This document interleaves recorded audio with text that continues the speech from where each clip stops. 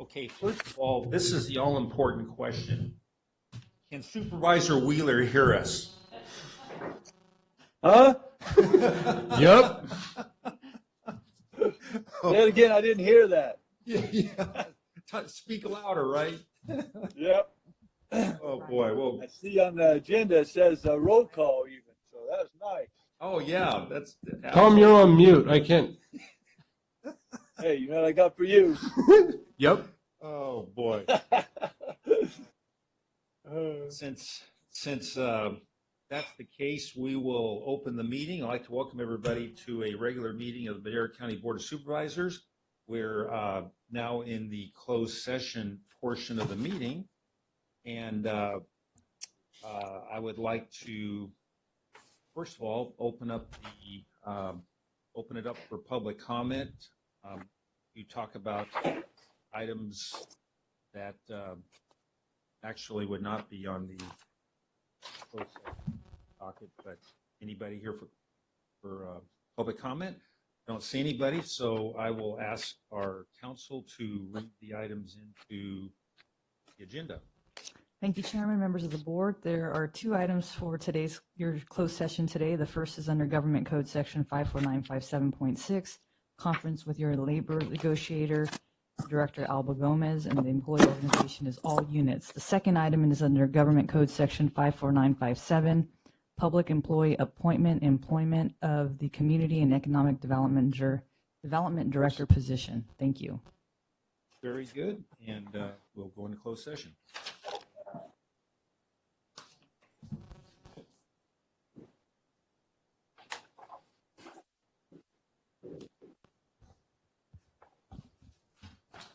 How's David?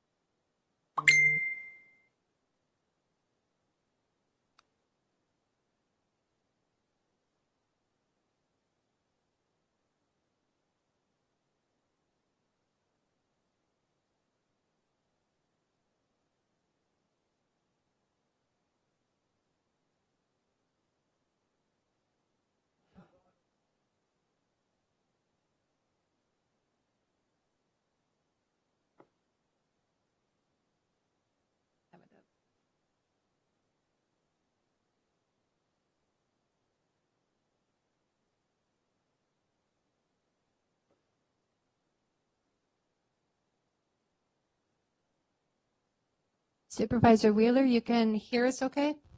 Yeah, I can hear you. Thank you. And we do have Dennis Cook with us as well this morning. Good. Morning, Tom. How you doing, buddy? All good. Can't beat that. Nope. Rhonda, was that your roll call? Let's just go ahead and we'll do a regular roll call. Okay. So roll call, we have Supervisor Frazier, Supervisor Poitras, Yes. Supervisor Rodriguez, Supervisor Wheeler, Yep. and Supervisor Rogers excused. All right. Fantastic. With that, I'd like to welcome everybody to a regular meeting of the Madera County Board of Supervisors. I'm going to ask the clerk if there are any additions to the agenda. No additions. Okay. County Council, are there any items that need to be read into the record for closed session? There are no reportable actions from your morning closed session. Thank you. Okay, very good. Madam Clerk, are there any public comment on closed session items? No public comment on closed session. Okay, very good. Let's go ahead and open and close in memory of individuals. And the first person I'd like to open up would not be in memory of, but it would be a congratulatory comment. And this is to my Chief of Staff, Nick Salinas, born to he and Courtney on the 6th of June, D-Day, was Jackson Joseph, J.J. Salinas. He was 8 pounds, 9 ounces, 20 inches long. Big So, baby. very healthy little guy, and he came home yesterday, and everybody's happy. So, I'd like to mention that. Yeah. Are there any other individuals that we'd like to open and close in memory of? Okay, hearing none. We have the invocation and the Pledge of Allegiance. I would like to ask Roger Lee to lead us in invocation, and like to ask our police chief, Nino Lawson, to lead us in the Pledge of Allegiance. Thank you. I came back from vacation. Rhonda sent a message to the pastors and said that you guys were getting ready to open back, and I said I can't miss it. So I came back from Northern California, and today I've been doing this for 33 years, giving invocation, not only to the county but to the city. And this is the first one that I'm actually going to read a blessing over you, and a blessing over our county and our city. This is taken from a song that was written about 3 months ago on March the 19th at the beginning of the COVID type of situation in our country, nation, world. And this song has been sung over 15 million times in that 3 months period of time, all over the world. It has been done in almost every country in the world by native people that are gathered together in all over the world, and it's a blessing. And it's taken from scriptures out of Numbers chapter 6, Psalms chapter 103, Joshua chapter number 1, and Psalms chapter 56, verse number 9. And it says this: "The Lord bless you and keep you, make his face shine upon you and be gracious to you. The Lord turn his face toward you and give you peace. May his favor be upon you and 1,000 generations, to your family and your children and their children and their children. May his presence go before you and behind you and beside you, all around you and within you. He is with you. In the morning, in the evening, in your coming and in your going, in your weeping and your rejoicing. For he is for you." And then the word says, amen, amen, amen. Our meaning, it is the truth. That blessing is for us today, not only for our county, not only for our city, not only for our state, for our nation, but for our world. God bless you this morning. Yeah. Thank you, Pastor. Very uplifting.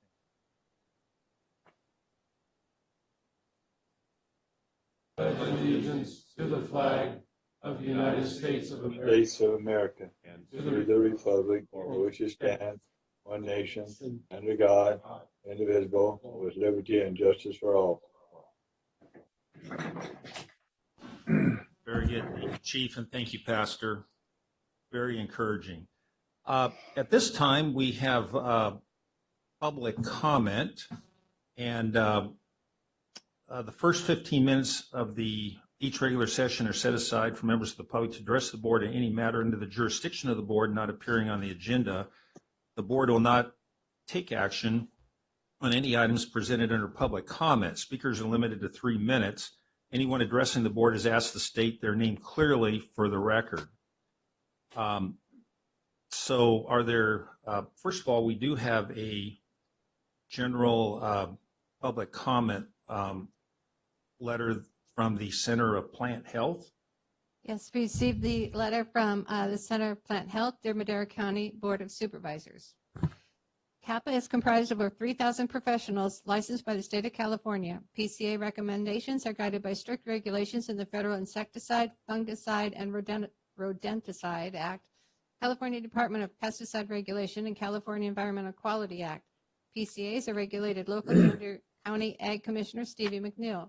The pest control advisor in California is the ultimate integrated pest management practitioner, bearing responsibility for consideration of all aspects of pest management, including potential degree of pest impact, evaluation of various methods of pest mitigation, potential environmental effects, and economic costs of a mitigation program.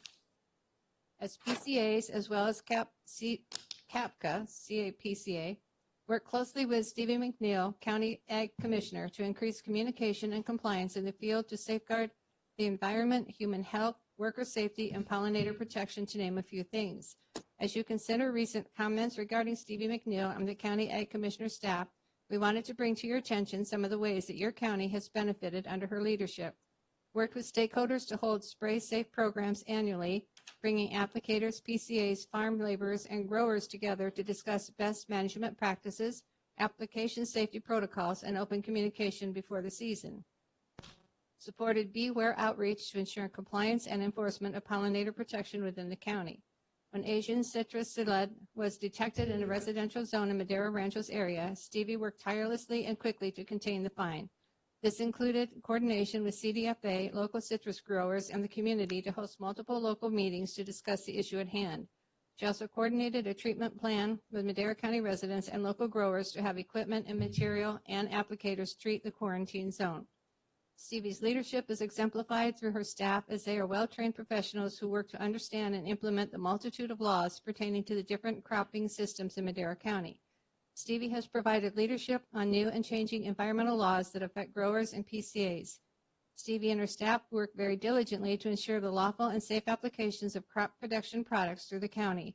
This includes having staff represent at all CAPCA meetings to provide monthly updates on safety and regulations impacting the county.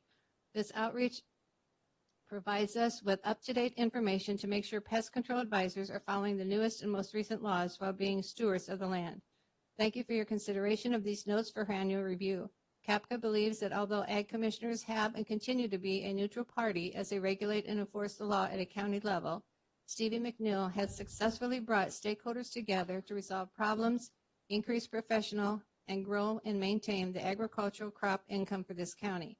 Respectfully, Madera Fresno Chapter of California Association of Pest Control Advisors. Very good. Thank you. And it looks like we have some more public comments. Go ahead and come on up. Good morning, Sarah Boss, Public Health Director. Anything going on at Public Health right now? Nothing. Just smooth sailing. I just wanted to take a few moments and highlight a project that was launched yesterday for our COVID-19 response. And it's a new data dashboard. And so this was a collaboration, of course, with Juan, our GIS manager, and our epidemiologist, Min Nguyen. And they did an excellent job. So as people go to our Madera County COVID-19 website, which is maderacounty.com/COVID-19, they're able to click on one of the buttons that says Data Dashboard, And it's a beautiful dashboard with lots of information. And so I wanted to walk people through it briefly so they can understand how to use it. And we know that there are some issues with regards to functionality on smartphones. We're doing our best to be able to have a mobile-friendly version, but that's kind of phase 2 for us. And so we encourage people, if they're going to look at the data dashboard, to look at it on a laptop or a desktop computer if they have that option.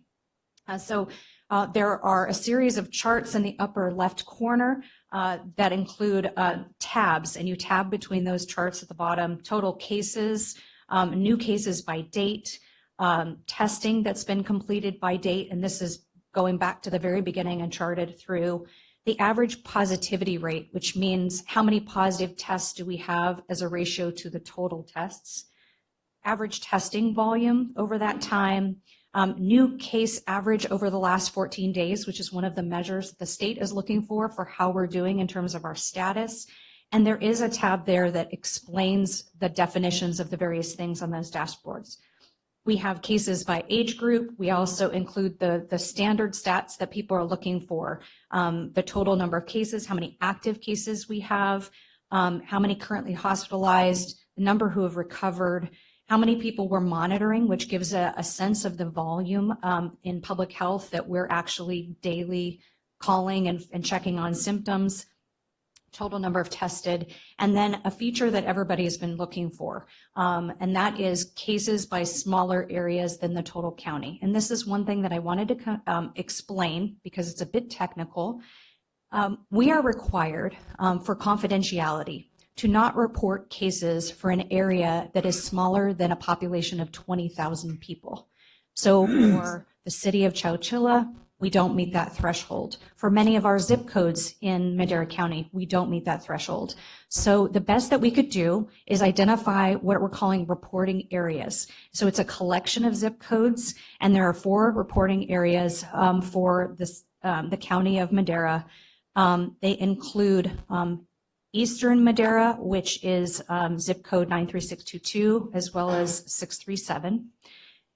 Reporting area B is the northern part of the county that includes the city of Chowchilla, so that's zip code 93610 and 653. Reporting area C is the eastern side of city of Madera and a bit of surrounding area, so 93638 and 639. And then reporting area D are the remaining zip codes that are the valley areas, including the ranchos as well as the mountain areas. And those were the zip codes in which the populations were quite small, so we had to put together a lot of zip codes in order to get to that 20,000 population threshold. We waited until each reporting area had a minimum of 5 cases because that was what was required in order to maintain that confidentiality. So I just wanted to run through that information with folks, let people know that they can go. It takes a little bit of exploration, read the instructions that are on the tabs for many of these charts, and if people have any questions, we encourage them to use the community feedback form. Well, thank you for not reporting by supervisor district. Yeah. And it's so 5 cases per 20,000, right? Because the Ranchos has about 15,000 to 20,000 people. Oakhurst, similar, but it needs to be 5 cases per those Reporting 20,000. area. Right. Right. So the reporting Right. areas vary in terms of the population in each reporting area, but we had to have a minimum of 20,000. Right. So that was the best grouping that made sense by community. There was a bit of, kind of understanding where people reside. And I know that what people were after was cities and specific communities. People wanted to know, is it in the city of Madera? That became problematic because so much of our population is there that we needed to divide it up in order to be able to get to these reporting area requirements. I'll tell you what people wanted to know was, where did they catch it and can I stay away from there? They wanted it drilled down as far as possible. This was very good information, though. Right. And what we can say is that yeah. cases are largely following the pattern of where the population is. It's pretty dispersed through the county by population. And so there aren't communities that are worse than others. So we really encourage people to all adopt the safety practices that we know very well. Thank you. Thank you. Okay, if there's no other public comment, I was remiss to mention earlier on that our chairman, David Rogers, is he's either gone under the knife or is under the knife at this moment. He's getting a Right. hip replacement. And so that's the reason he's not here. Otherwise, he'd be here. But I thought, I didn't see anything wrong with just zooming in to whatever condition he's in right now. But he didn't want that. So whatever, what kind of commitment do we have from our chairman? So very good. Well, let's go ahead and move on to the consent calendar. And are there any questions from the supervisors regarding consent calendar items? I had two on I and O, and Matt answered I for me, and Brett answered the O for me. So thank you guys, and the rest of them seem pretty good. Very good. All right, the I and the O. Very good. Super. Any other questions? How about questions from members of the public? Seeing none, I will Move to approve. Second. We have a motion and a second to approve this item. Roll call. Call for the vote. Supervisor Frazier? Yes. Supervisor Wheeler? Yes. Supervisor Rodriguez? Yes. Supervisor Poitras? Yes. Vote passes 5-0. Or 4-0, 4, 1 excused. One excused. Very good. All right, thank you. Let's move on to our public session, 7A. This is the County Administration Department discussion, consideration of entering into an agreement with the Madera County Superior Court and Judicial Council of California to provide for shared facility usage and continuity of operations in the instance of an emergency or unplanned event. Counselor. Chairman, members of the board, Regina Garza, Madera County Council, and I am pleased to introduce for the bulk of this presentation to you the Madera County Superior Court Executive Officer Adrian Caleb, who, no surprise, brought to our attention, especially with COVID-19, an equally beneficial agreement for your consideration. I'll let her give you the details other than that there are no exchange of funds. There are reasonable costs. Your mic. Chances. Oh, there it goes. And Adrian. Good morning, Vice Chair, members of the board. I'm very happy to be back at the podium this morning. Regina, your county council did a great job giving a generalized summary of this agreement. Historically, the county has always been amenable to the court whenever we needed to use space. If we needed to have a hearing in a particular place, if the court had to close, the county was always there. During this time of COVID-19, in planning and preparing, we never know what might happen. I realized that we don't have an official MOU to memorialize the services that you provided to the court. And so I worked with the Judicial Council and Regina and her staff and came up with this MOU that's before you today. And the Judicial Council, I do have to give them credit because in their draft, they drafted an equally beneficial agreement for the county in case something were to happen and you were to also need to utilize one of our rooms. So I'm open for any questions, and I thank you in advance for your consideration. Very good. Any?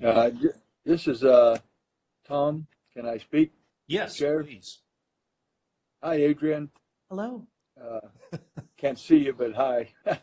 The courts really bugged me about, when they moved out of our court there on our property there, they claimed it, and they still claim, they own a certain percentage of it. And the same thing happened up at Bass Lake when we closed that court. They started claiming files. So when we get ready to sell it, they're saying that we got to pay them some money on it too. I don't trust them at all, because the next thing you know, they'll want our government buildings here. We make an MOU and they use it, and they'll probably say, well, then we own part of it. So what's anybody got to say about that? May I, Vice Chair? Yes, please. The issue with the Bass Lake building, my understanding is there are some other issues that we are currently in negotiations with the county about a potential Oakhurst Government Center. And I believe that the issues with any type of property arrangement or getting any type of proceeds from the sale of the Bass Lake building have been resolved. So I don't believe that Oh, it that's has? an issue. I don't believe it's an issue anymore. Interesting. But I will triple check and confirm that and send an email to you and the chairman and vice chairman. Thank you. That I'm happy we have got that resolved, because that's when they started claiming it, when we built it and everything else, it just always bothered me. Just like when they, the building, the old courthouse now where our DA is, it's just, I never could understand how come they could claim that. All right, well, very good. Well, are there any other questions of Adrian? Thank you, Adrian. All right, Thank thank you. you. Are I just there, wanted to publicly thank Adrian, when this first all hit with the COVID, and separate to this, you were very quick to let me know exactly, because I was getting questions about the courts and how they were open and different things, and so I just wanted to thank you publicly. Very welcome. thank you. Are there any members of the public who would like to comment on this item? If not, I'll bring it back to the board for action. Move to approve. Second? We have a motion and a second. Roll call? Call for the vote. Supervisor Wheeler, Yes. Supervisor Frazier, Yes. Supervisor Rodriguez, Yes. Supervisor Poitras. Yes. Vote passes 4-1, one Very excuse. good. Thank you. All right. So 7B, this is the discussion and consideration to adopt a resolution of the Board of Supervisors, Madera County, extending the term of the grand jury due to the impacts of COVID-19. Chairman, members of the board, Regina Garza, your county counsel, and also due to impacts of COVID-19, the grand jury was temporarily suspended. And in working with the Honorable Judge Jerkovich and the Honorable Judge Blay, before you today is a resolution that, again, I'll let the executive officer of the Superior Courts give you a little bit more background with regards to what's being requested from you today.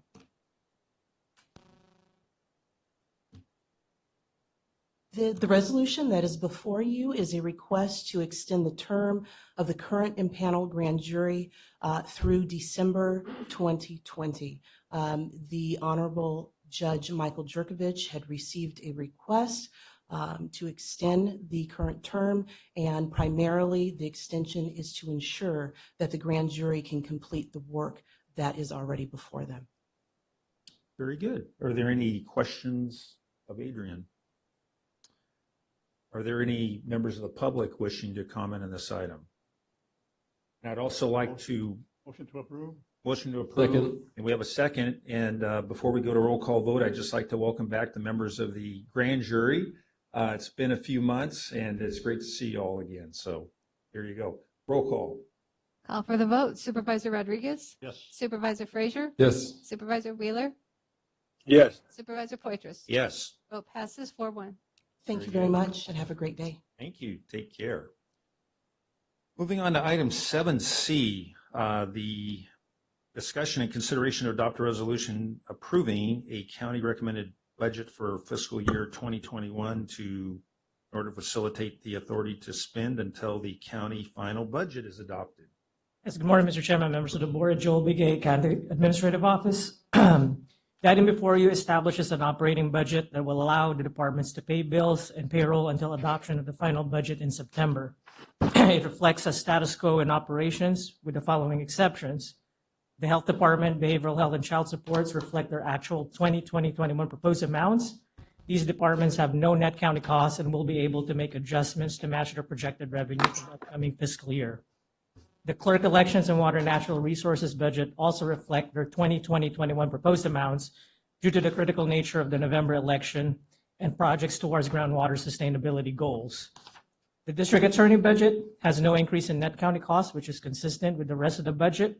However, she's identified position changes that she's identified as critical, but she fully offset it with other reductions in that budget. And finally, the special payments budget reflects the county's actual debt service and other commitments to other agencies for the upcoming fiscal year. The total net county cost remains at $85.8 million, which is the same level as the current year. Our office will be working with each department between now and September to reduce the net county cost to a level that aligns with projected discretionary revenues. We and other departments are available for any questions. Very good. Thank you. Are there any questions of Joel or any other department heads by the supervisors? Seeing that there are none, This is open now to members of the public who may have a question regarding the continuation of the budget. Seeing none, we will bring the item back to When is board for action. Move to Good approve. morning, it? supervisors. Can you hear me? Yeah, Madeline Harris had a public Oh, comment. yes, I'm sorry. Madeline, very good. I apologize. Go ahead. No worries. Good morning. Can you all hear me okay? Yes. Okay. Good morning, Mr. Chair and members of the board. Madeline Harris with Leadership Council. I noticed in the agenda packet and with this agenda item that the budget hearings will be delayed until September if this is approved.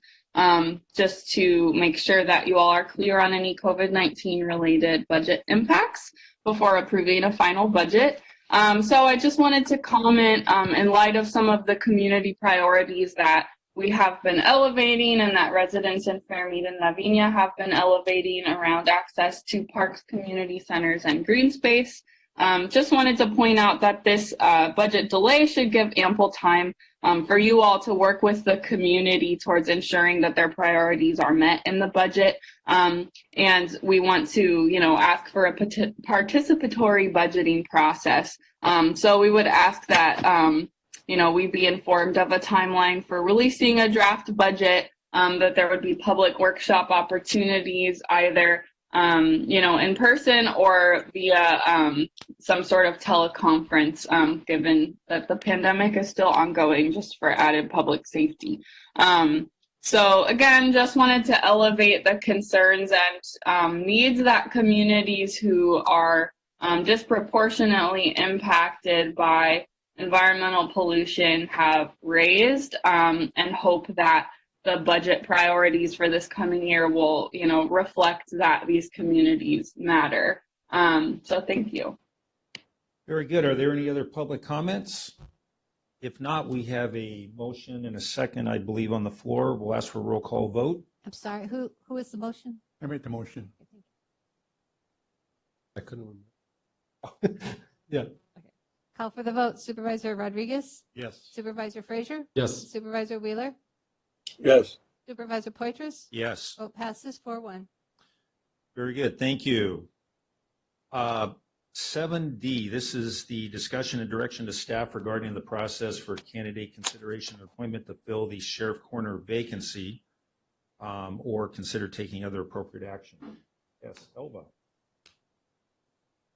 Good morning. I'm going to let Regina start on this one, and then I'll piggyback on her comment presentation.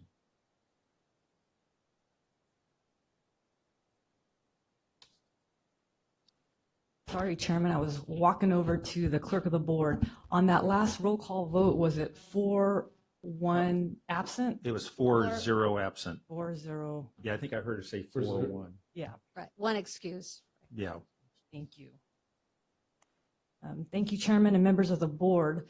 The Board of Supervisors has a duty under Government Code 25304 to appoint a successor to a vacant elected position. That's with the exception of Superior Court judges and also supervisor seats. In this case, the vacant position is the Sheriff Coroner of Madera County. Your appointment into this position shall occur before the end of the term of office. The former sheriff's unexpired term is approximately 2.5 years from today, ending on January 2nd, 2023. The next election for sheriff coroner is in 2022. Holding a special election in this upcoming general election is not allowed by law. Rather, it will be presented to the voters in November of 2022 in that general election. Are there any questions about the general appointment of this position before we talk about the process? I've got a question. Isn't the election in March of 22? Thank you, Rob. I had it down too. You might have. Because, and if nobody gets 50% in March of 22, That's then it goes correct. to November 22. Yes, for the Right. Okay. So just, yeah. All right. I That's in the first paragraph on discussion. Mhm. So we'll make that error, March of 22. My apologies. And So so- unless there's a a runoff into the November election. Right. So it's not allowed by law to put it onto this special election. It's duty bound to the board to appoint. Correct. Perfect. And the other question, can I say something, Rob? Yes, please. Yeah, the other one, Regina, is the state law does not allow supervisors to hold special elections. Can we change that some way so that we don't have to, if anything ever happens to any of us, we don't have to wait 4, 5, 6, 7 months for the governor to make that decision like we did the last time? So that we can appoint to that position too? Tom, I think all of us have been trying to figure out how to change state law at the local level. I don't think it's working yet. Yeah, that's built into Government Code Section 25304, where it has a carve out for Superior Court judges and also for supervisor seats. However, it could be something that the county's lobbyist puts into one of his priorities if there's any ability to do that. But for now, it rests with the Sacramento. Well, I just think something we ought to look at with our lobbyists because, you know, look how long it took Brown to pick that person. So I think that, you know, it's not the easiest thing to do when you only have 4. And we had a couple 2-2 votes, but it wasn't very often. But when it does, it makes it cumbersome. So anyway, thank you. Very good. Thank you. So yeah. Okay, with regards to the process, the options open to the board are to appoint a candidate directly or conduct a recruitment process. Everything you do with regards to this process will be public. That includes items that you wouldn't normally consider public, such as candidate applications. If you decide to do the recruitment process, and your director, Alba Gomez, will wrap up this part of the presentation.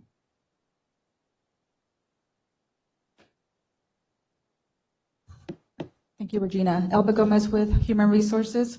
So I'm just going to go over briefly what the process would look like if we conducted the recruitment for the board.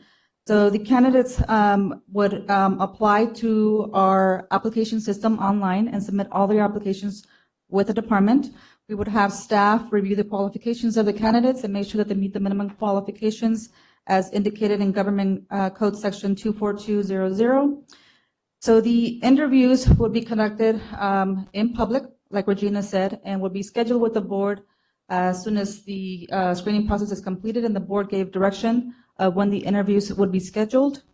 The interviews would be prepared, interview questions will be prepared in advance, and the board would be asked to follow a structured process. What that means is that once the questions are completed and you finalize them, you would ask each applicant the same question.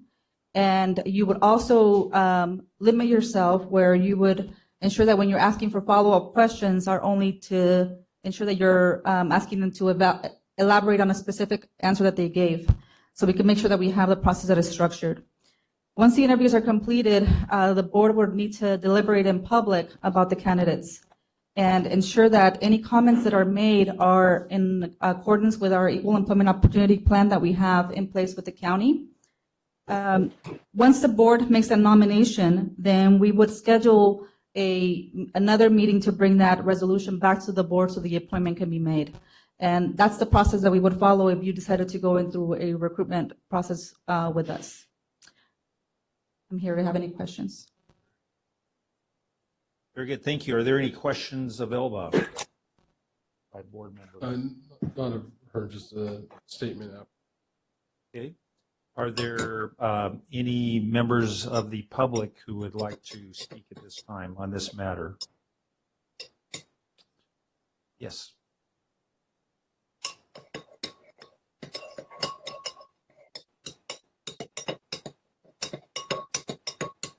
Tom, are you playing the spoons up there, or you got some pots and pans?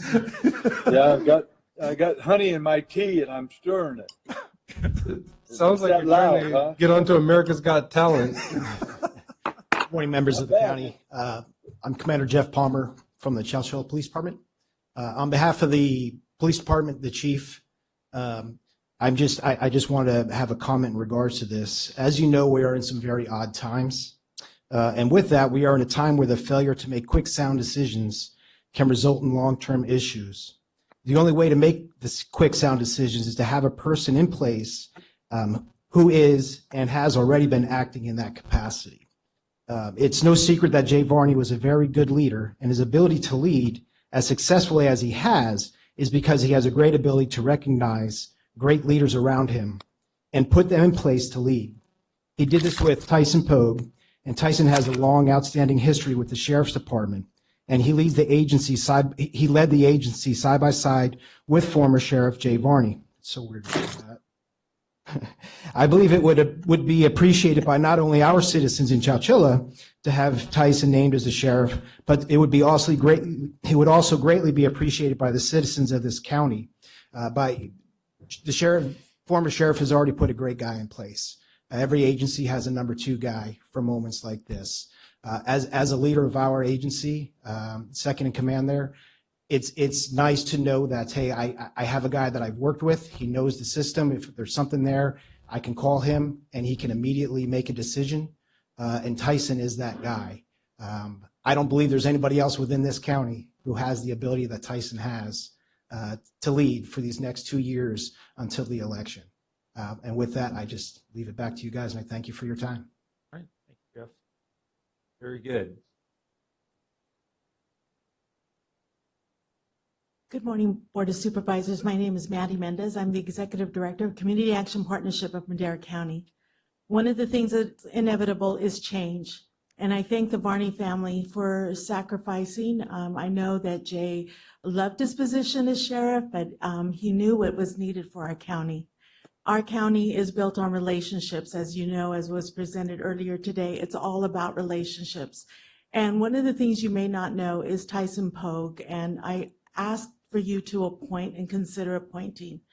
What Tyson does for this community is on our board for CAPMC, he represents the income eligible families of Eastern Madera County.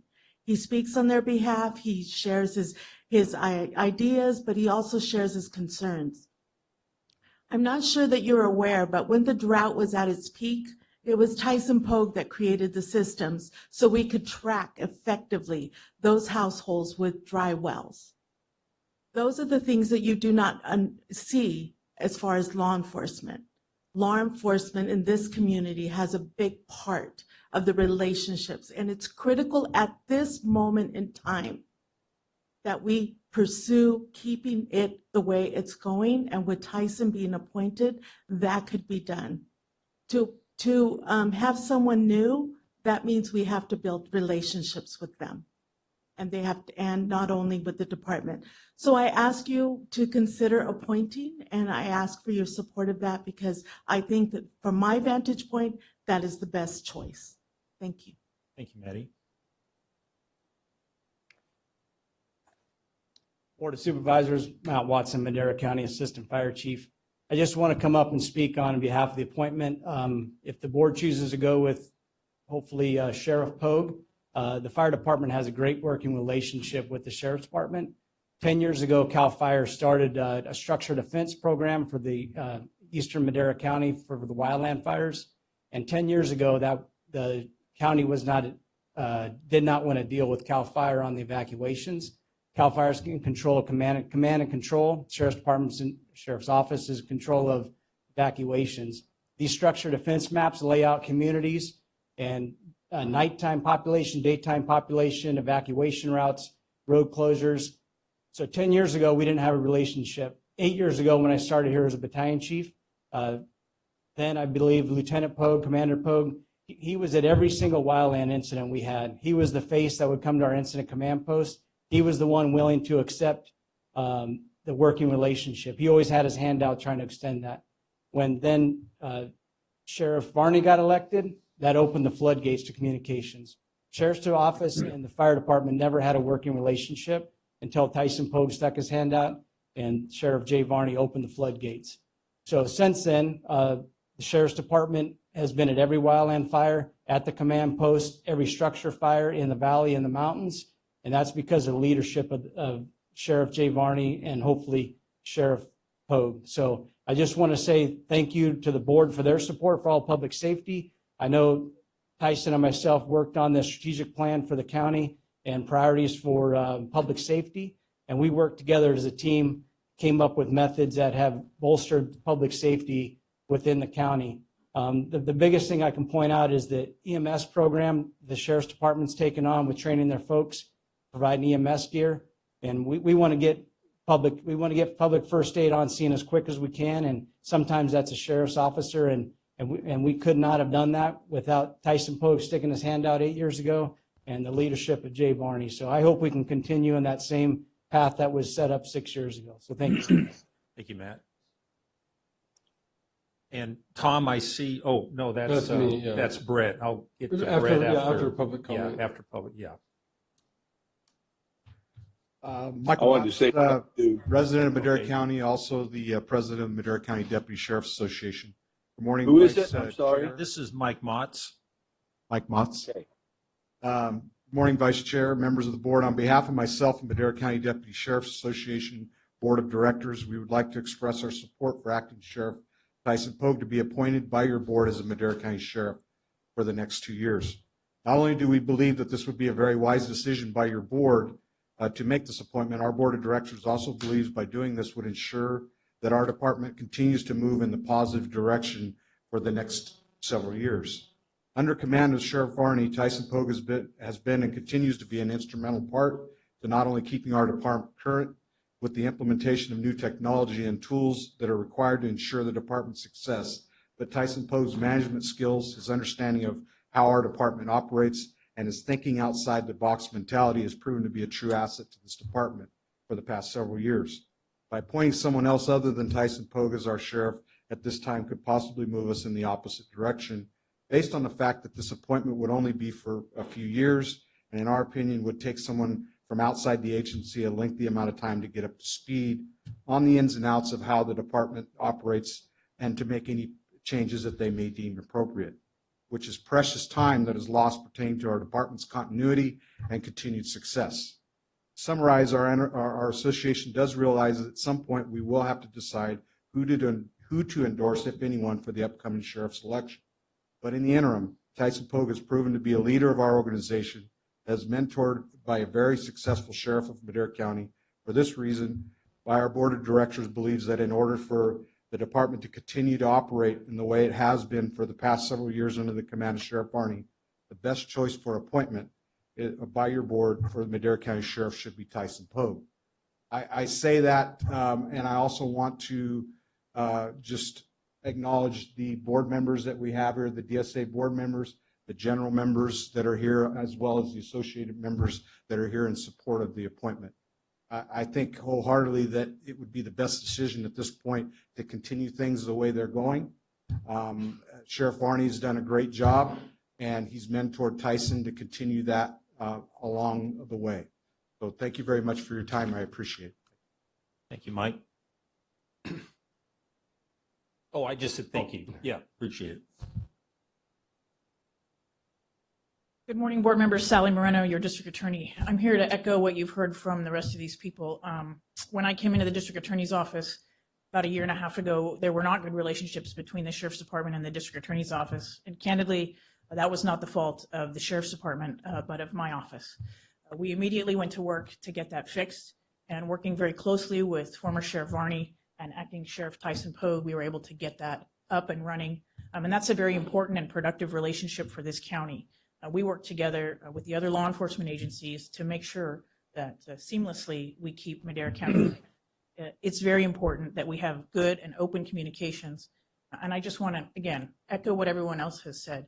Acting Sheriff Pogue has done an excellent job. I've repeatedly, in times of calm and in times of crisis, reached out to him and always received an appropriate and a timely response. And our working together, I think, will continue to make Madera County safe. So I'm going to join with a whole host of people, and I know you guys see this, but I just want to point out to you the breadth and depth of support that Acting Sheriff Pogue has in the county, and it looks like it's still lined up.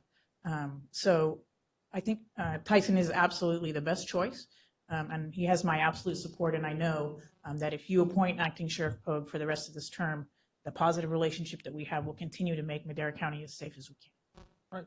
Thank you. Thank you, Sally. Hello again, Sarah Boss, Public Health Director. And I think many of you know that Sheriff's Department and Public Health formed a unified emergency operations center for our COVID-19 response.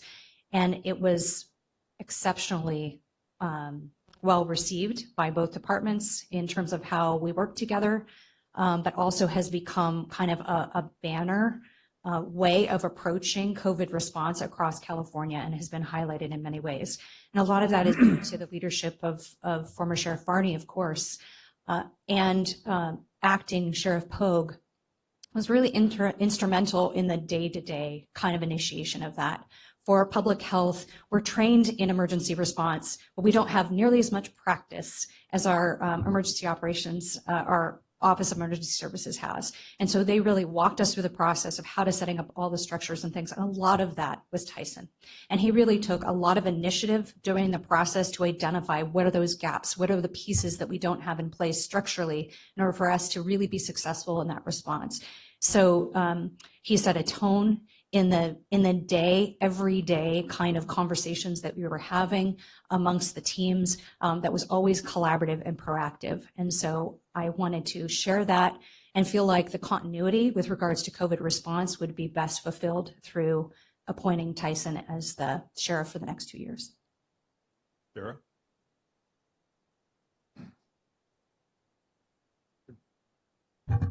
Hello there.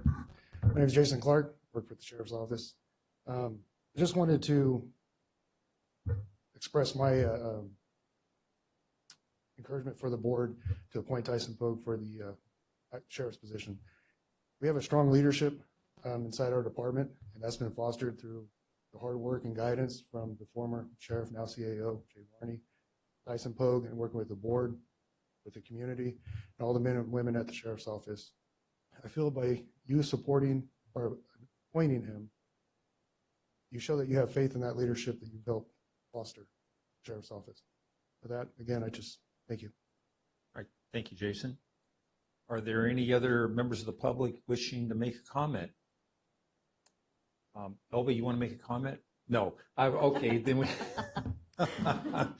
we have first of all, we have Supervisor Frazier wishing to say a few words, and we have Supervisor Wheeler. So first of all, I recognize that this is a political position, but I think more importantly, it's a law enforcement position. And so I'm humbled and honored to be able to make this on behalf of the people, but I think we also need to trust our law enforcement professionals that know what it takes to run a law enforcement agency. We know how to run some of the budgets. Sometimes maybe people don't think we do, but I believe we do. But we don't know what it is to run a law enforcement agency. And I think we've trusted our former sheriff to be over the helm of our entire organization. I believe we should trust his decision when he was in the position of who was number two and what that whole organization looked like. I know that this could look like a status quo in a time like this, but when the status quo is to move things forward and make them better, then the status quo isn't always bad. And so with that, I believe that, you know, to your point, Elba, about the interview process, as a political position, the interview process should really be with the people through campaigning. At this point, we need to make sure that we're moving forward in the right way with the right person and not upsetting all of that. I know that for myself, I learned how to be a supervisor day one by going through that interview process with the people, hearing what it was they needed, learning and understanding what I would be getting into, and whoever wants to be in that pool, just like any other position, will be put into that pool through the campaign process. And so with that, I would like to move that we fill the appointment for the sheriff coroner with acting Sheriff Tyson Pogue. I'll second that. Motion to second. Yes, Supervisor. You know, with all the full.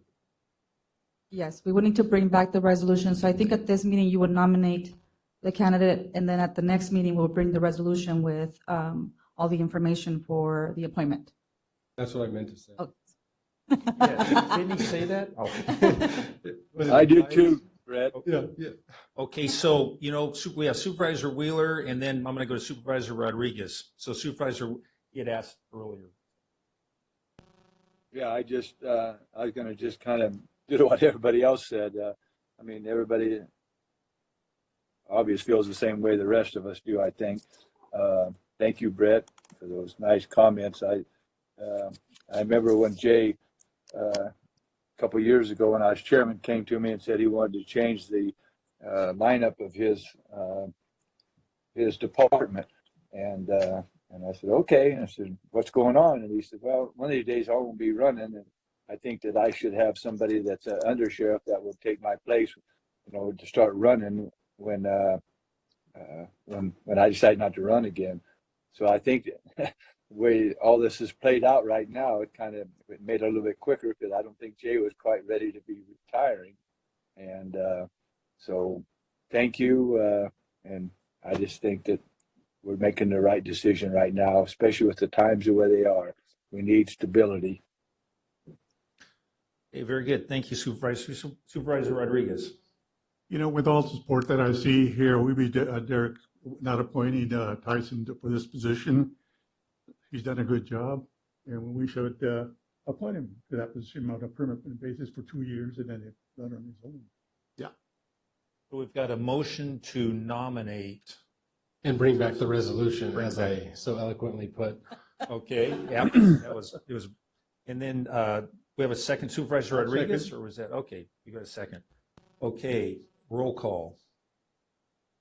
Call for the vote. Supervisor Frazier? Yes. Supervisor Rodriguez? Yes. Supervisor Wheeler? Yes. Supervisor Poitras? Yes. Vote passes 4-0, 1 absent. Okay, very good. Thank you. Well, thank you, everybody. I think we need a speech now, wouldn't we? Oh, no, I not think yet. so. No, 'cause we still got the nomination, right? It's not Yeah. done yet. Okay, he has a week to prepare. Speech. All right, well, thank you.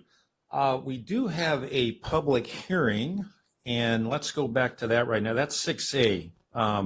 It's the overview and presentation of the 2021 proposed Public Works Special Districts budget. You want to break while everyone?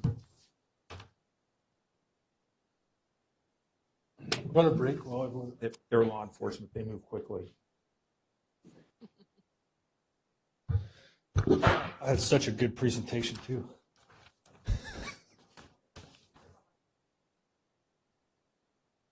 Matt, it wasn't you. It's them, it's not you.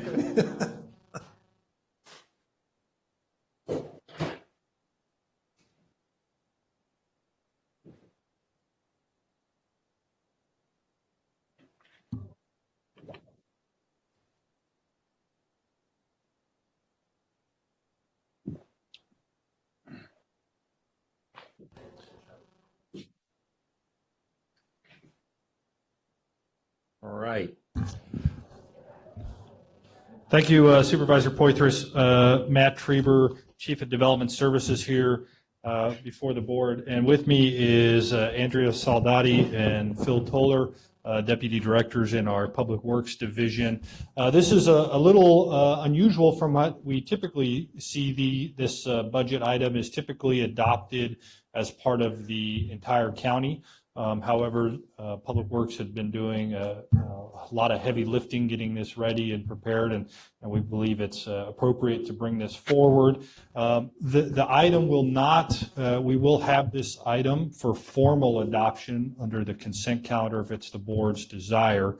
Today, we're not asking for an adoption of this item. Simply wanted to provide the board and the public an opportunity for any comments that they may have. We, as staff, are certainly available for any questions the board or public has. There are, just to speak on a little bit of what's before you, we do have 120 special districts on the road side of the shop that are being considered and would be considered. And we have a total of 30 community water districts and 14 wastewater districts and 1 lighting district also under consideration. So we, the Public Works Department, will continue to work with those communities on a regular basis and deal with that. So, and any issues that arise from that. So we are available for any questions the board or public may have. Okay, very good. This is a public hearing, so it's open. And first of all, do we have any questions from supervisors? I got one, please. Go ahead, Tom. Thank you. Matt, does Hidden Lakes, do they have a road district? I went and looked at all those things last night, and I didn't see any, so I was just wondering if they do have a road district. Road maintenance district. Yes, sir, Tom. This is Phil with your Public Works Department. Oh, hi, Phil. They do have the structure is there under the umbrella of the district to provide road maintenance. Unfortunately, they do not have an assessment on themselves to provide that service. So they do get a percentage of their general property tax that is shared. Obviously, the water takes the priority of that, and they do have if there is any balance throughout the year, that is available for road maintenance. Okay, because I was in there, I went up Worcester Well last weekend and got on that on the adjoining property, and Leslie and I been up, so we drove around, and their roads are terrible. Yeah, I mean, just about as bad as I've ever seen. So those are the worst subdivision roads in the county. But as I mentioned, the water gets the priority use of those funds. They do have 2,500 available for use this year, which does get them a little bit. 2,500? Yes, sir. That when you fill the first potholes, the first quarter mile. What would it take for them to? They'd have to have a 218 vote and do assessment and see how much it would cost to bring them up to snuff and have a 218 vote to get it done. Yes, sir. And we have worked with their HOA over the years. We have presented multiple options. Previously, their priority has been addressing the water system deficiencies. So they have not been ready to approach the roads. That discussion has been occurring with their current HOA, but we haven't got any commitment from them yet to start that 218 process. Okay. Very good. Supervisor Rodriguez. Oh, I'm sorry. Okay, Supervisor Frazier. Yeah, so on, first of all, I like the way that these look a lot better now that we've been able to pass quite a few 218s where I actually know that it doesn't just balance to zero because we have to put it to balance to zero. There's actual numbers in there now. So we've come a long way in 5 years since we've been doing those. On CSA 19, so I don't see in the roads budget where the income is coming in now, the Prop $13 that would be coming in on their property taxes. So I didn't see any income on the road maintenance side. Obviously, there's drastically less in regards to the since we're not running their water system anymore. But where do we capture that money coming in, and how do we move it to just the roads portion? Yes, that's a good question, Supervisor. So it has been rolled over into the road maintenance budget. If you notice in your orange book, there is $79,000 allocated for road maintenance in the 2021 budget. The reason there's still a document in the blue book is because Andrea is finalizing some of the transitions with the payback, and so in the next year's budget, the Rolling Hills budget will not be included in the blue book. Okay. It will just show the property tax revenue coming into the road maintenance side, and your blue budget will be clear. We'll be able to do significantly more than 18-19, where we had $770 in roads, Exactly. $11,000 the next year, and then we can even double this with Measure T. Yes, sir. Great. So about how, like, what's 160 gonna be able to do per year? Well, that will probably darn near get them a mile of overlay out there. So we anticipate working with their HOA. We probably need one more year before we could go out and do a full-blown mile, but we could talk to them now and start that discussion, get their priority list, and see what they want to do. Maybe they want to tackle a half mile first, and we'll go from there. There are other treatments we could look at as well, but they do have some seriously deteriorated roads out there that have not been addressed, and we look forward to finally having the opportunity to take care of some of those. I would imagine everyone's got their own half mile they're going to want done. Absolutely. But that's great news. So we should go out, and now we don't have to talk about water. We can just talk about roads. It should be not that easy, but we have money to do it now. Okay, very good. Are there any other questions? Are there any questions from the public regarding this item? With that, we'll close the public hearing and bring it back to actually, this is a overview and presentation. You're really not looking for action. Correct. We will have this back before the board on consent calendar for the formal adoption next week. Okay, very good. All right, well, thank you. Thank you. Let's move on to item 7E, and this is discussion and consideration to adopt a resolution delaying vehicle miles traveled requirements of SB 743. And Madeline, I will not forget you this time during public comment. Thank you, Supervisor Poitras. Matt Treber, Chief of Development Services again.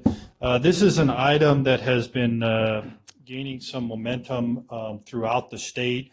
And the state legislature has sent a similar, well, not a resolution, but a letter to the governor's office requesting an extension of the VMT analysis for an additional 2 years as a part of that. So vehicle miles traveled, or VMT, right, is replacing, in the world of environmental review, replacing the typical standard level of service analysis that we've seen in the past. So it is requiring significant look and work on a traffic impact analysis scenario when we have projects moving through the environmental review process. This request would be to send the resolution, as I said, requesting that the governor extend that time frame for implementation of VMT an additional 2 years. We are working, right? So under the assumption that, we have certainly need to address it. If the governor does not extend that term, we are prepared and have the analysis, and we'll be doing that analysis as is required starting in July 1st of this year. And to that point, we will have a workshop before the board. We'll schedule that with the board clerk's office, but we're looking at probably July 14th to discuss the VMT analysis. And looking at some alternatives and ideas on how to address that on a more global scale, countywide. So with that, we are requesting that the board authorize the submittal of the resolution to the governor's office. Matt, I just have a question in regards to this legislation. Does this legislation hinder, or does it help the production of new housing in our state that we so desperately need? It, in my opinion, significantly hinders that ability, and certainly hinders the ability for affordable housing. This will add a significant dollar amount to those development. For example, I mean, when it gets to really the planning shop and public works that are doing this analysis, right, we have a road impact fee program in place that addresses those impacts on a level of service, right? So the environmental review is certainly much more streamlined and easier to follow. But when we're having to look at, in a rural county like ours, what's the vehicle mile travel impact for, say, a small subdivision or small affordable housing community in the communities outside the city proper, for example, Fairmead, Lavinia, it's going to impact the cost to do those developments significantly. Right, we are looking at some alternatives where we could, for example, we're looking, Riverside is looking at, hey, if you generate less than 1,000 daily trips, right, you're exempt, and they've got a document that looks at those. So we're weighing those options right now. That's what our workshop before the board will kind of lay out those, right? But it does significantly impact affordability on the housing side and just simply the numbers of units. Just one more brick in the wall attempting to bring housing to our residents. Yeah, correct. Gotcha.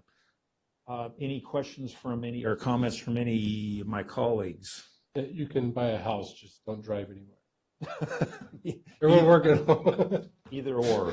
Yeah. Gotcha. Are there any comments from members of the public in Madeline? We'd like to hear from you. Thank you. Good morning once more, supervisors. Madeline Harris with Leadership Council for Justice and Accountability. So I did review the resolution that was part of the agenda packet for this morning. I have to say it's a little bit disappointing to me to see that the reasons listed for this delay were given COVID-19 financial impacts and, you know, desire for more affordable housing, not because those aren't very real concerns and very big needs in the community, but because, to be completely honest, it feels a little bit disingenuous. And I have some questions, which are, you know, how much in CDBG dollars during this financial crisis prompted by COVID-19 has the county sought for the purpose of providing rental assistance to folks who can't pay rent right now? You know, how many affordable housing developers is the county partnering with right now? How many action items on this year's APR were listed as ongoing when it comes to affordable housing development? So there's a lot of things that the county can be doing to really prove that your intent about ensuring that housing is affordable for people who are going through financial hardships is a real concern. And we definitely want to partner with you on those things. And, you know, the other concern is that part of the impact that's been exacerbated with COVID-19 is, you know, people who live in communities where there is a lot of air pollution and who might have existing respiratory conditions like asthma are at increased risk if they contract COVID-19. And, you know, ensuring that there are fewer vehicle miles traveled is a really big piece of ensuring public health in the county and in this region, you know, being as though we are in the most polluted air basin in the United States. So I found that a little bit upsetting.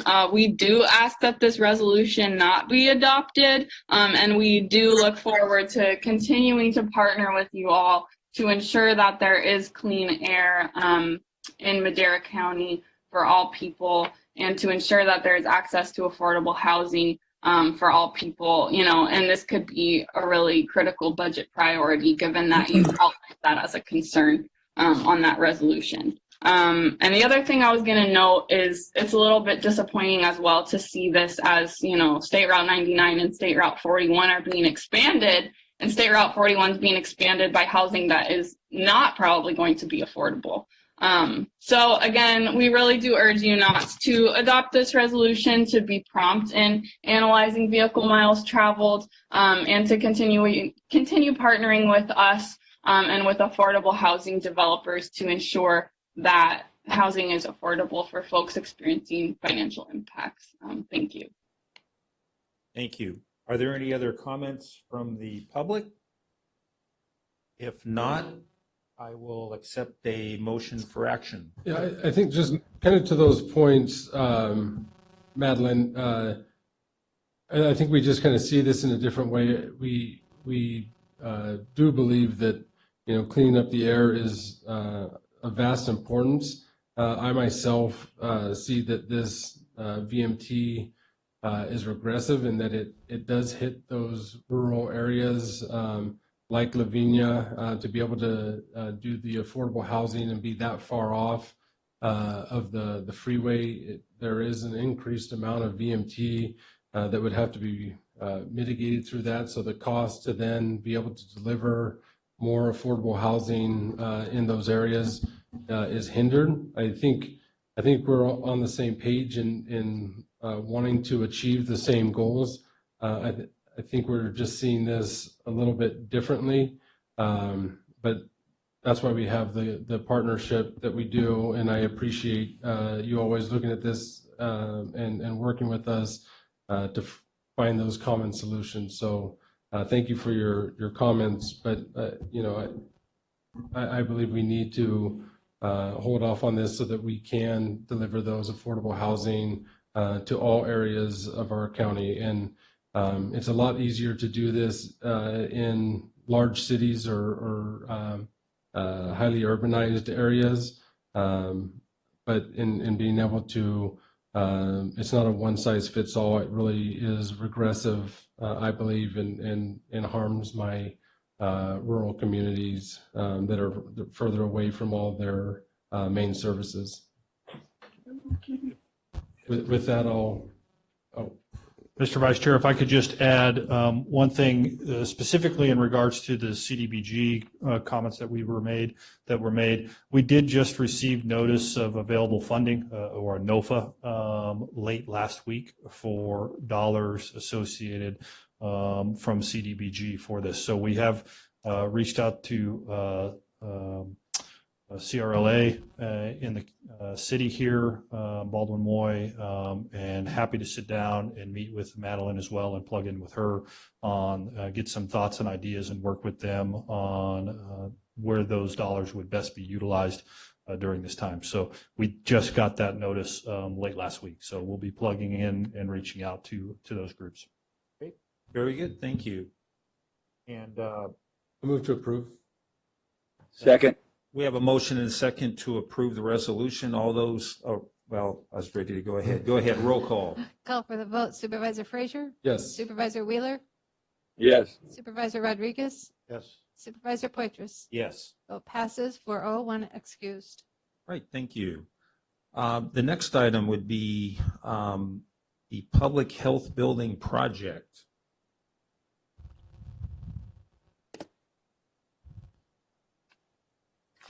Good morning again, Sarah Boss, Public Health Director. Good morning. I wanted to take this opportunity to just give you an update on our public health facility and the use of the health trail. As you know, we were able to move into the new facility, Public Health Department, in November, and then our DSS colleagues moved into their respective buildings over the last couple months during COVID, so that was interesting. And I can honestly say that I can't imagine doing COVID in that old building. We didn't have Wi-Fi, we didn't have huge conference rooms, like we would never have been able to do social distancing. It really would have been truly a disaster on top of a disaster. So I just wanted to, first of all, thank your board for the support in working with public health and so many others in putting that in place. And then this agenda item is specifically about the health trail. I'm happy to report that we see families using the health trail, staff are using it on a regular basis, and certainly during this season when there's a lot of stress, people are really utilizing that trail to unwind, process, and kind of take breaks that actually engage their body and get them out of the office, which is excellent. So the agenda item that's before you today is specifically around the funding of that project. The original budget was appropriate at that time, but due to costs in construction industry, it ended up being about $100,000 short. And so the amount of what we had put in there for project management for staff was no longer able to be covered. And so the good news is that due to salary savings over the last year, we do have those funds that we can go ahead and transfer into the capital project fund. So there's no hit to general fund or other, and wanted to explain that was the purpose of why we're bringing this to you today. Any questions? Very good. Supervisor Rodriguez. I know we're not responsible for those old buildings any longer, but do you know what they're going to do with them? I don't know what the plan is for those old buildings. And I don't think it's my decision. Yeah, it looks like Right? going No, Yeah. I'm asking because maybe you thought, but now you have a building, you had a building on Gateway Drive that you used before. Have you left that building? We've completely vacated the building Okay, that we were all in right. before, yes. Okay. Yes, Supervisor. The General Services Division are entertaining a couple of project ideas at the old public health facility. I don't think, at the appropriate time, our office will, bring those to your board at the appropriate form for consideration. Right now, I believe there's a couple of tours scheduled for potentially selling a portion of that land for some collaboration with county departments. So we're cognizant of it. We're hoping we can put, it's never a good idea to leave a vacant building vacant for a long time. So General Services is actively pursuing and entertaining any of those ideas. Very good. Are there any other questions of Sarah? Hearing none, how about public comment? Any questions? Hearing none, I'll bring it back to the board for action. Move to approve. Move to approve. We have a motion and a second to approve the item. Roll call? Call for the vote. Supervisor Frazier? Yes. Supervisor Wheeler? Yes. Supervisor Rodriguez? Yes. Supervisor Poitras? Yes. Vote passes 4-0, one excused. Very good. Thank you. All right. So moving on to pending legislation. Are there any items that are pending that we want to talk about as far as legislation? I think that we had a discussion last week about SB 939. Yeah. Wasn't Robert going to bring that up, Tom? Or? Yeah, we looked at it, and I just don't know if we're ready to do that right now personally. I don't know if anybody else has got any information on it. Bobby's there. Maybe he can say something about it, or. Yeah, I don't believe he's not here. And I just looked up something. It was like they're making some amendments to 9. Yeah, that's what he found out. They were doing some more changes on it, so it wasn't really ready to be supported or not supported yet. So. Okay. So we'll wait till those come up. Yeah. So we'll keep a close eye on that legislation. Very good. Thank you. Yeah, I told him to keep an eye on it just yesterday. So. Right. Very good. Let's move on to supervisor and staff report. Supervisor Rodriguez. All right. Supervisor Frazier? Yeah, I just wanted, I attended and was at the Black Student Union's march and protest last Friday. I just wanted to compliment the kids of Madera High and Madera South for putting together a very peaceful protest. It was well attended by the community, all walks of life, law enforcement, and the kids did a really, really good job of keeping it focused on what was really at hand and bringing the light to something that not all of it's an uncomfortable thing to talk about or think about, but I was just very impressed with how well they did, and what a great community showing was there. And again, it was very peaceful, uplifting, very heavy subject matter. So I support them in their endeavors. Thank you. Supervisor Wheeler. Yeah, thank you so much. Last week I went Tyson and Pogue and Bobby McCauley, my chief of staff, over to meet with the new superintendent of Devil's Post Pile. He's interim until they pick a full-time one, and also to meet with Stacy Corliss from Mono County Supervisors. And there was going to be a couple more people. Most of them didn't get to come, but a couple of things was revealed that I really think that we got to look into now. And I don't know if Matt's still there. He can talk to Jared about the FLAP grant for that $25 million 9-mile road rebuild down to Devil's Post Pile in Madera County property. And I'd like to, I guess, Mammoth City's budget really depended on a lot on TOT and stuff like that. And it was just, they even had to shut down the ski resort, in February. So they're really hurting. So it might be a good chance or time right now for us to go talk to them.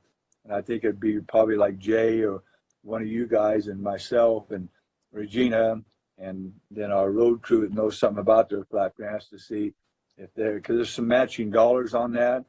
And I think it might be a good time to go talk to them and see if we could take that over and take control of that road, because it's right now the Forest Service is not doing a very good job either. It's they said they had to do a lot of work on it before they open up the end of June. But we drove down it, and even Kevin Killian, who is the new interim superintendent of Dallas Fort Worth, said, why isn't this open? I mean, they're not going to run buses this year. They've decided that, so it'll be just open to the cars and stuff. But they should be open now. I mean, it really should be. There's no reason at all.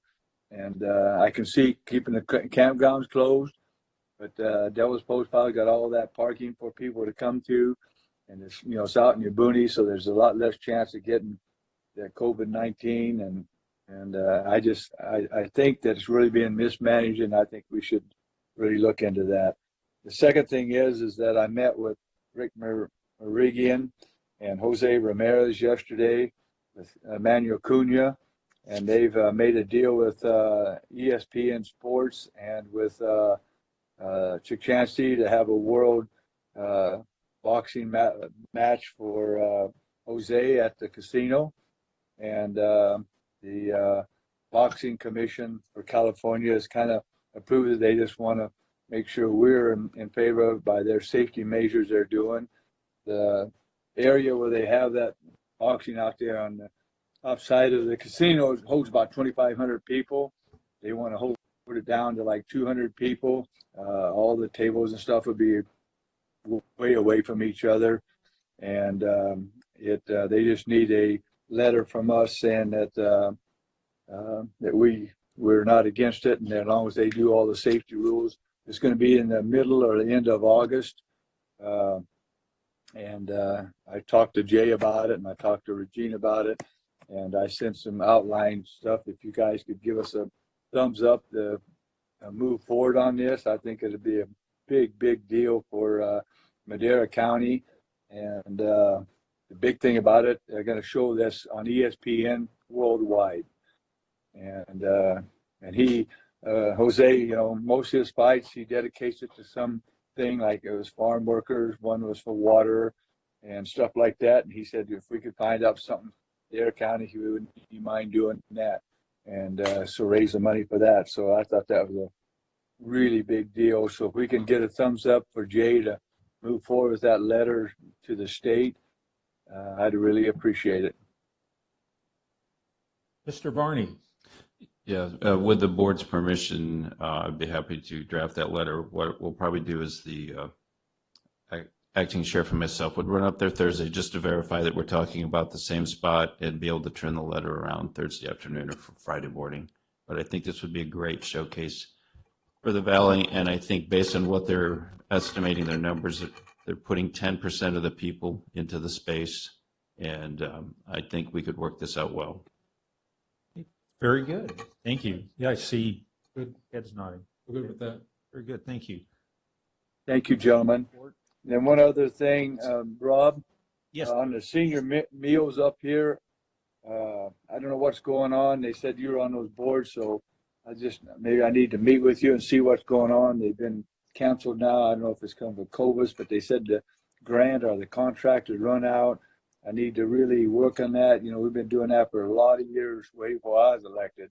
And we can't just stop those senior meals for these people. They bad enough at the times the way it is right now, but even without that, they really depend on that. So I'd like to see what we got to do to get that running again. And Certainly. I've got it. I need to talk to Maddie about that. Cap MC's in charge of coordinating the meals, so I'll reach out to Maddie and find out what the deal is. Yeah, I almost brought it up when she was there, and I said, well, I probably shouldn't do that. So A buzzkill. I appreciate it, Rob. Certainly, absolutely. Yeah, if we can get those meals, we need to keep them going. Absolutely. And then on Yosemite too, they're going to open it up. I think it's this week, so you can go in now, but you got to have got to register online before you can go in. You can drive up there all you want, but they're going to let you in. They got guards with guns at every station we went through last week. So, and I think they're going to keep it that way. So, if you want to go up to Yosemite, just get a hold of whatever that address is and get online, and so you can go up. So, very interesting. Yeah, interesting times. Looking at people trying to keep you out of the national park. Yeah. Yeah, I know. So very good. Madam Clerk, anything? I just need to clarify, the letter of support that's being written for the Worldwide Boxing is coming from the CAO or from the Board of Supervisors? Probably from. I think they need it just from Jay or Tyson. Okay. There you go. It could be signed Yeah, by. if it works for the board, it could be signed by Tyson as the OES director and by myself on behalf of the board. I think that's good. Yeah, I think that would be perfect. Okay. And just a reminder, we do have IHSS at 1:30 today. I had my line all set up for the last one. Oh, man. Talking about a buzzkill. Oh, God. Okay. And then, Mr. Varney, anything else? No, sir.